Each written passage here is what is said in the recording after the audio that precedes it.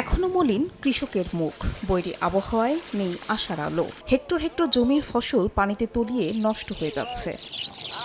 সুনামগঞ্জে ক্ষতিগ্রস্ত 20,000 হেক্টর জমির পাকা ধান, ফসল তুলেও রোদের অভাবে শুকাতে পারছেন না কৃষক।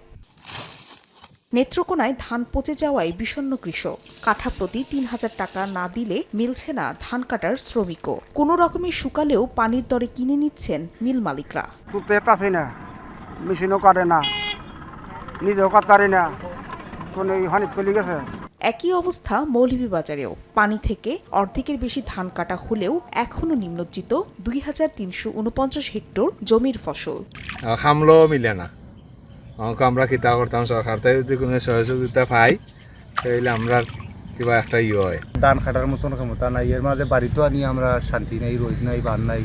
এছাড়া কয়েকদিনের টানা বৃষ্টিতে কুড়িগ্রামের নিচু এলাকার 267 হেক্টর জমির ধান তলিয়ে গেছে। ধার দেনা করে আবাদ করে চরম ক্ষতির মুখে কৃষকেরা। ফাহরিয়া ফারজানা, সময় সংবাদ।